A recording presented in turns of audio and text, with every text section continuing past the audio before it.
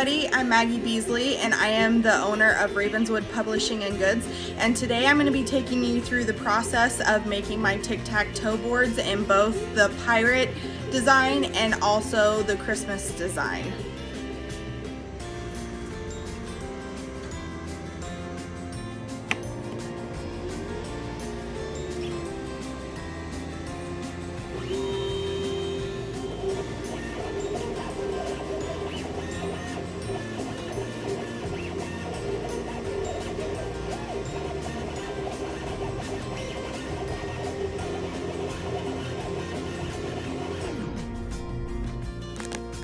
Alright, so now that we have all of the pieces cut out, we're going to go ahead and paint and assemble this Tic Tac Toe board. So when the pieces come out and are cut, this is what they look like. And then you just pop them out and they fit perfectly inside of the Tic Tac Toe board. Now, if I wasn't going to paint these, I would use masking on the front and on the back of these because they can get quite charred if you don't have some type of masking on it, which helps as a barrier between the product that you are cutting and the laser burn off. So sometimes you can also get 70% rubbing alcohol if it's not too bad, just on a cloth, and lightly go over the areas that have smudged with the laser burn off, and they'll come up after it dries. So like Lily's name has been removed around there. So, but this one doesn't matter because we're going to paint. So this is the back of the board, and this is the top half that is gonna go on like this. So for my candy cane and snowflake patterns, I like to do a marbled pattern of red and white on the back, and I just use a permanent acrylic paint for mine. I find that that works the best. And I just pop a bit of white into the cap and also red. That way I have them both right there and they're easily accessible, because we're not only going to be painting the back or the front plate and the back, but we're also going to be painting red the candy canes right here as well. So I just grab a thick brush and I paint the back white first, and you want to make sure that the strokes are even enough, that you have enough paint on there that it's going to cover the back, but it's not going to glob and be able to see heavy brush strokes. So this is called a dry painting technique. It's where you use no water. And this is my preference on how I like to do these. It's sometimes time consuming, but I feel that all handmade gifts are made with a piece of your soul. And I like to make sure that the gifts going out of my shop are something that I would be proud of for people to showcase, and that they're also going to be liked. So I put a little bit more effort and time into mine than some other people would, which is just my opinion. And now I'm going to grab a little bit of red, and I'm just going to make some red splotches over it, and then I'm going to grab another brush and go over it and dab white paint on the end of this one and go over the back of the board again.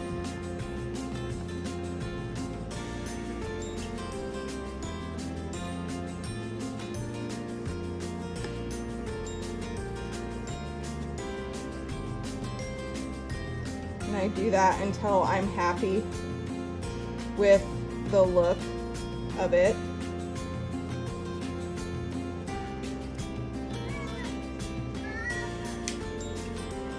All right, so now that I have that background done, I'm quite happy with that. So I'm gonna set that aside and pick up the nameplate. So this one, I'm just gonna go over with white.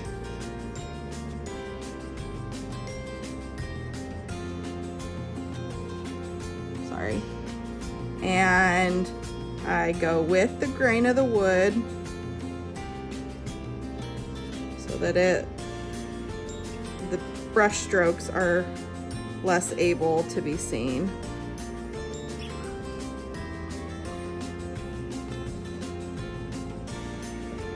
And I just go around each side as I'm going.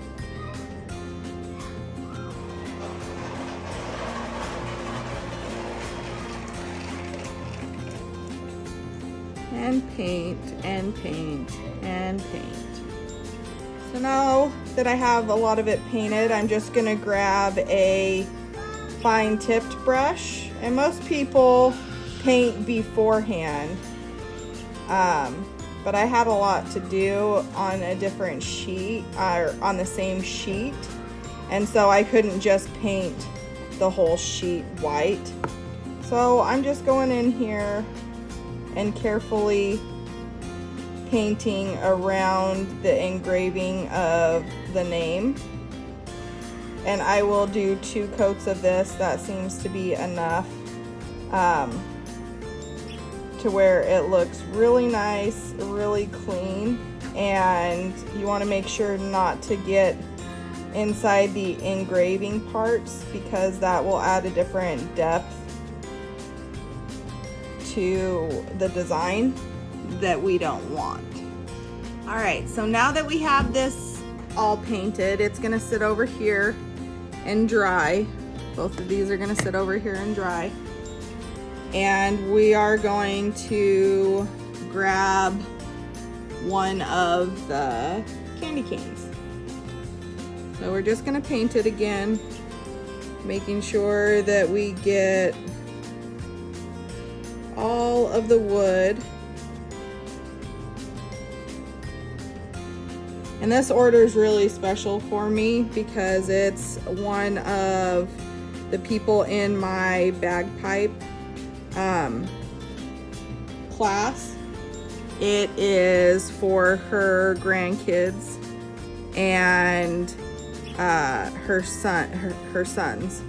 And yes, I play bagpipes. They're an amazingly hard instrument, but I'm very lucky that I have some people that enjoy what I do and so close to home, so it really makes doing this gift extra special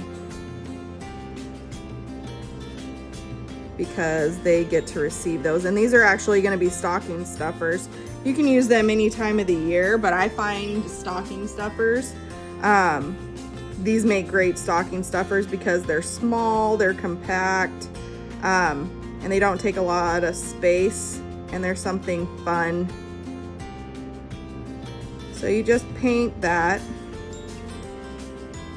and then we'll set these off to the side to dry and grab another one. All right, so now I'm gonna paint a couple of snowflakes. I have this really pretty metallic acrylic paint from folk art that I like to use. Pardon me.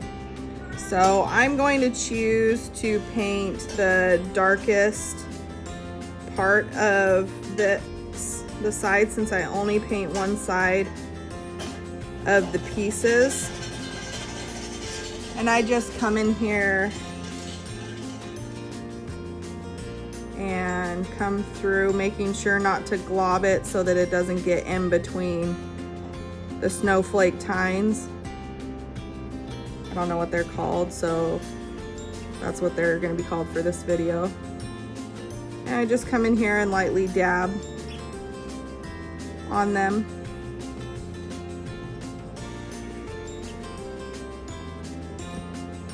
So, and this pattern is for sale on Etsy through another shop, which I purchased it, and I am just making the creations themselves. I am not the digital file owner. So I will post the shop info in the description for any other makers that might like to have an awesome tic-tac-toe pattern. So here's the light blue. Adds a really fun contrast to the peppermint. And I'm just gonna grab another one and go ahead and get these all painted up. All right, so now that everything has a coat of paint, I am going to show you how to glue it together. So everything gets 2 coats of paint except the backing, just because, you know, it's marbled, so it'd be hard to recreate again. So I like to use the Gorilla Wood glue on mine. It dries clear. It's really simple to use. So for these, I paint them on with a paintbrush. It is much simpler to do that because this wood glue ends up spreading. Hi, babe. And so you don't want to have too much coming through the seams of your design. So it's easier for me to do it this way and to make sure that everything is done. So I just go on the sides and make sure that every place is covered. Has a little bit on there, and this sticks extremely well. Like, all of my creations are kid tested on my own kids for durability because you know, I want to make sure that what I do is going to hold. So now that this is all done, I'll pop that in the water, and you're just gonna put them together. Make sure that the edges line up on each side, and yes, there's paint. I'll go back and paint that at the very end. And you just make sure to press everywhere, and then you let it sit.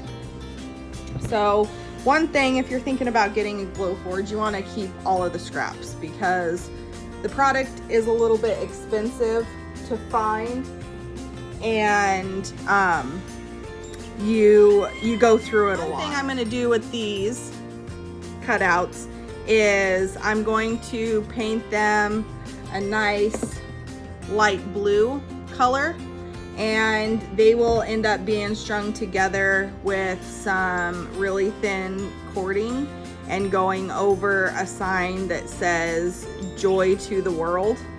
And that's another repurpose thing that can save you money, and you already have it because you're making the tic-tac-toe boards, so it can be repurposed onto a sign. If you're creative, you can repurpose anything. So I have some broken ornament toppers that I had, so I'm actually going to glue these on another piece later. So now that these are dry, mostly dry, all of the pieces are dry, you can place them in your tic-tac-toe mold.